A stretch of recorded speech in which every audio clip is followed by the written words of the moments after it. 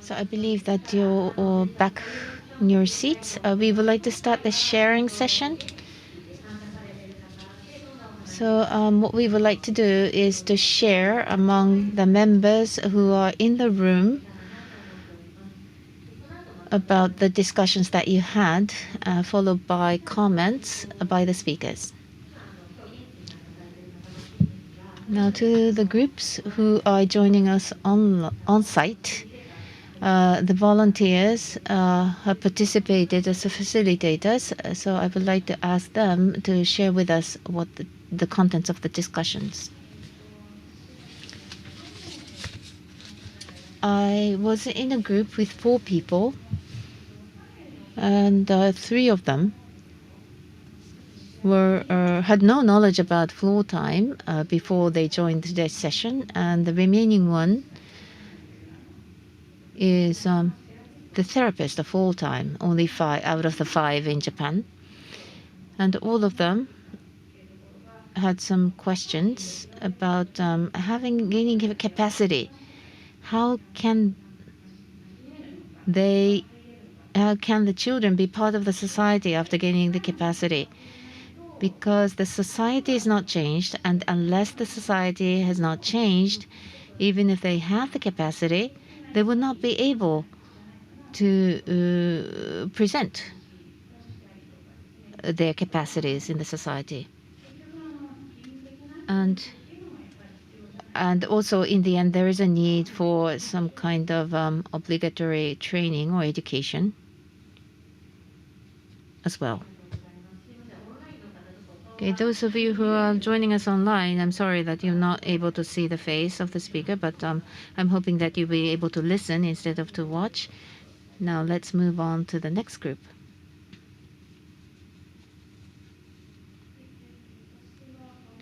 I was in a group of 5, including myself, and I am not good at summarizing the discussions. So I would like to hand over to Endo-san to summarize our discussions instead of me. Really?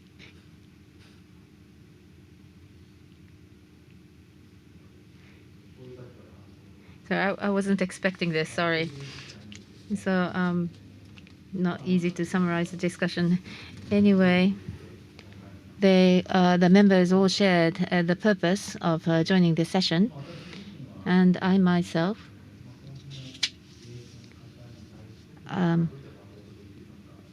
wanted to identify what kind of support could be provided to autistic children. I thought that was a kind of a session that we're having for today, but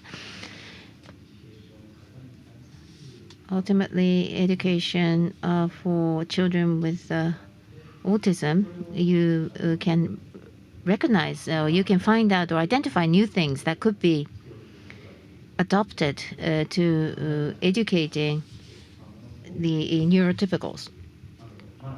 So I understand this is a project that just started, but it seems as though that this project has a huge potential. So I'm very much looking forward to this initiative. So that's all I can say.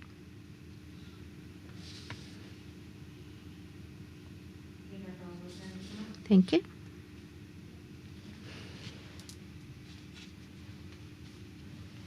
Now let us go to the next group.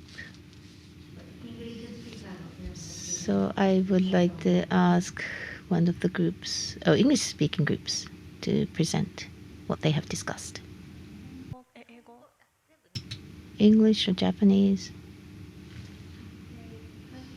Okay, so the group that I was in, it was a group of 5, including myself, and most of them are working in schools or therapists.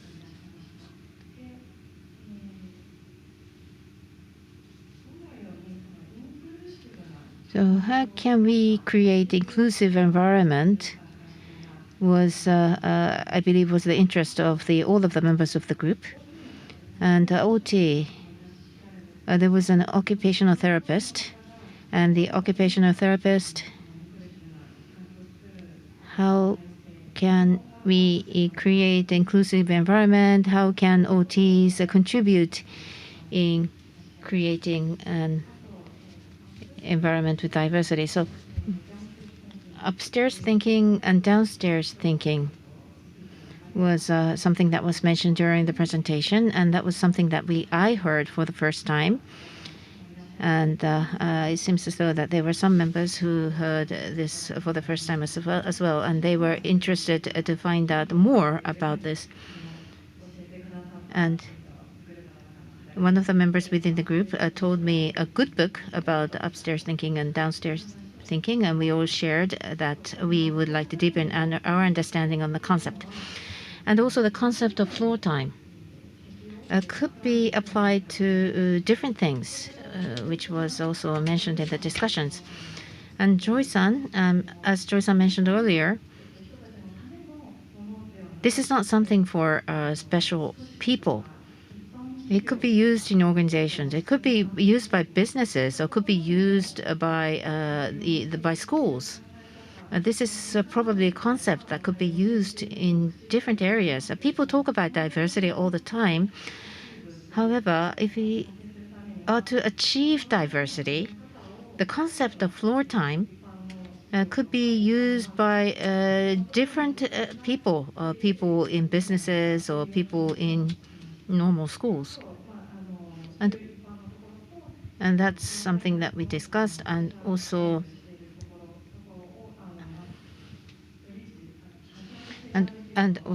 we talked about the possibility of bridging the two. Floor time is used for neurotypicals, and full time used for those in need.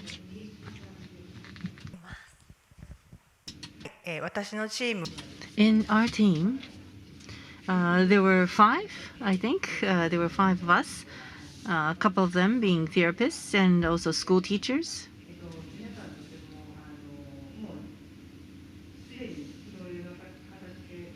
All of us all the members on my team had diverse experiences, and I also talked about my own daughter, and I had received a lot of advice, which was very useful. And we also talked about the differences in Japan and the United States on neurodiversity, and also about diagnosis, differences between Japan and the United States, and how in Japan in the educational field, how things like floor time could be applied.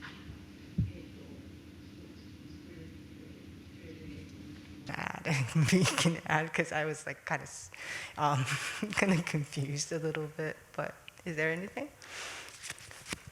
まあそんな感じで話。I think that kind of summarizes our discussion. Thank you. Thank you. Maybe we could ask some more. はい。In my group, there were five of us, including myself. Instead of talking about the presentations, we talked about the background, our own personal experiences that has led us to come here. A family member with autism, in the gray zone, in developmental disorders, or having a Down syndrome, family member, and so forth. And communication, engaged in communication for adults, or a creator by profession, with a kind of developmental disorder. That's kind of where we started in terms of self-introduction. And we talked about a lot of things, and I can't summarize our discussions very well.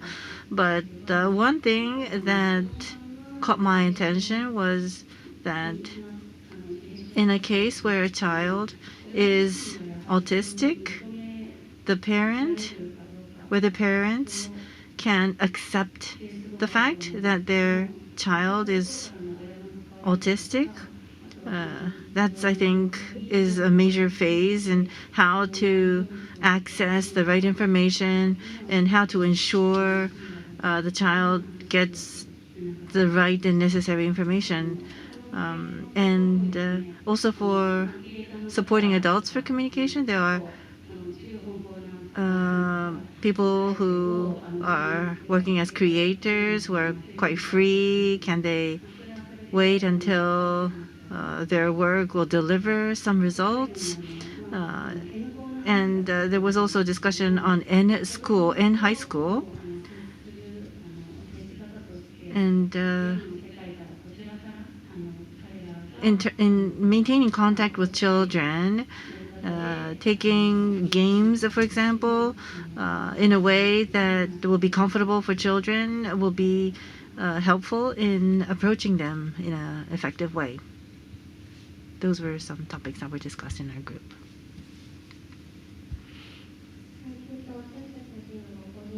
We also had 5 members on our team, nursery school care, and there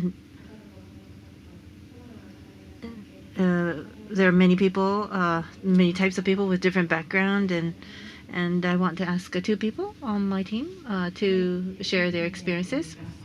Yes, in school, the school headmasters, who is at the top of the school, we discussed why neurodiversity is not well accepted by them. It's likely because they are neurotypical and therefore they cannot accept or accommodate neurodiverse people. They don't have a track record of success in accommodating neurodiversity. And when we talked about having a self-positive sense, in Japan, we say that it's important to ensure that people or children go through a successful experiences in order to be positive about ourselves.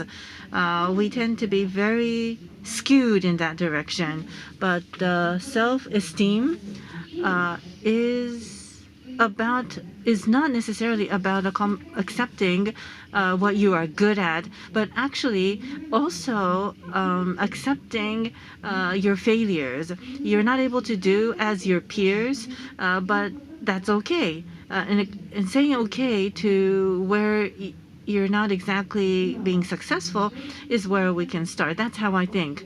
The majority is okay, and the small voices of the minority are being discarded or are not being focused upon.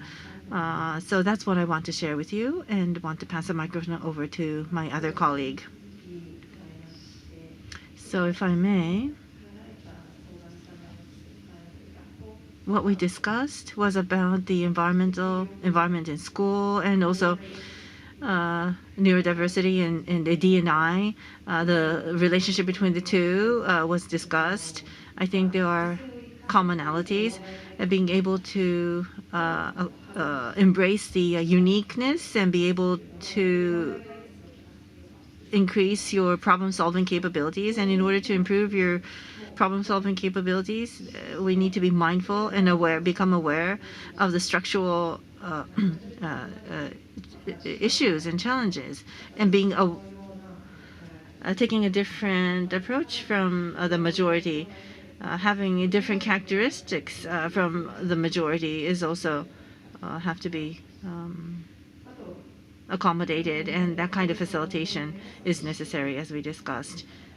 In Japan, the decision makers, people who are in the decision-making role, to what extent are they able to show their sympathy and understanding for those who are different, who have diverse backgrounds.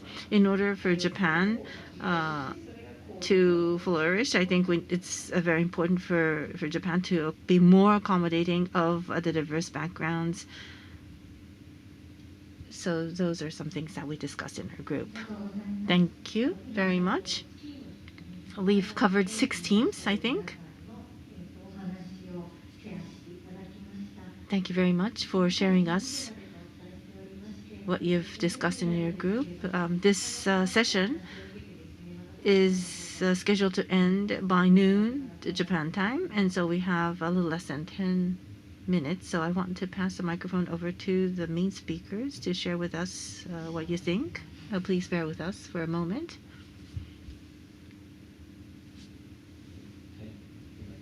if I may. I don't want to go on the stage. So I just want to thank you very much for joining the discussion. Oh, I see. So you won't be able to see me on Zoom if I don't go on the stage. So the Neurodiversity Salon is what I want to start.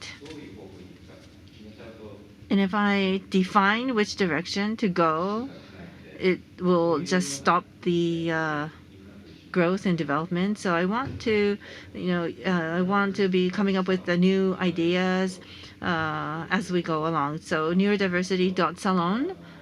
If you go to this homepage, you will be able to have access to more information. And we're also exchanging information on the chat server. Some people might not find it comfortable, so we'll be trying to find a better way going forward. And we also want to maintain this real world communication.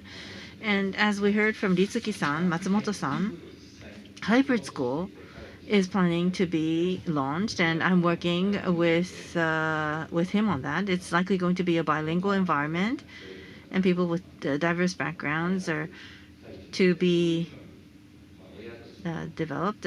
We're planning and working on that. So as parents or as community members, if you are interested, please do contact us. And DRR floor time Japanese version course is also being planned.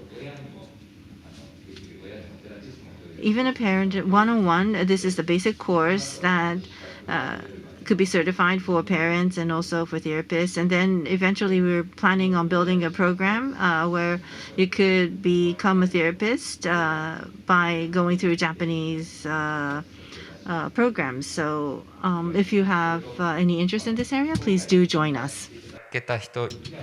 Other than those who participated in the session, if there is anybody who are interested, we'll be posting today's session both in English and Japanese on YouTube. So please try to encourage people around you who are interested in this field to join us. We would like to keep on learning, and we would like to communicate from Japan and to Japan from the outside as well. Thank you. And shall I talk about lunch too? Or would you like to talk about lunch? Okay. Thank you. We have 5 more minutes. Thank you very much for participation. We would like to continue to communicate or provide information. Please continue to join us. There was a mention about YouTube. We'll do some editing of the session. I think it will be the first part of today's session, but we would like to put the session on YouTube.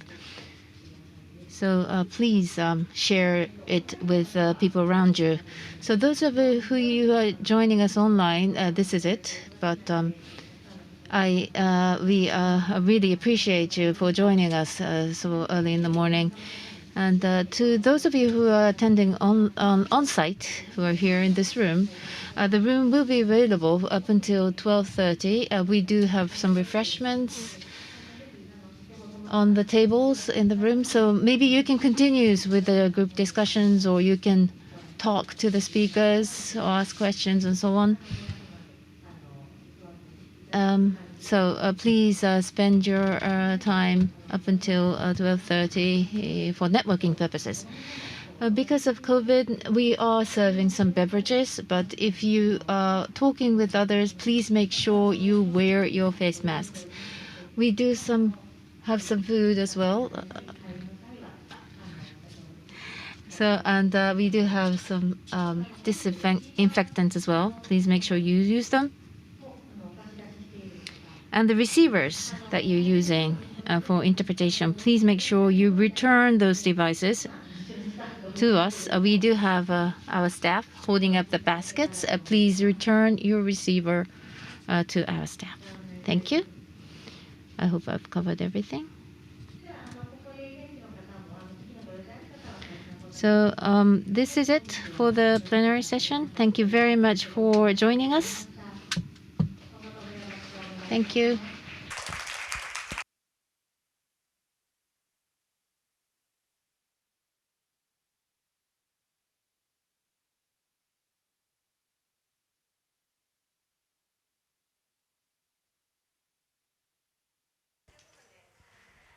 お帰り口は私から向かって右手です。そのままドリンクのちょっと。So you can, those of you who would like to join the networking session, we do have some beverages, refreshments on the right-hand side of the room. Thank you.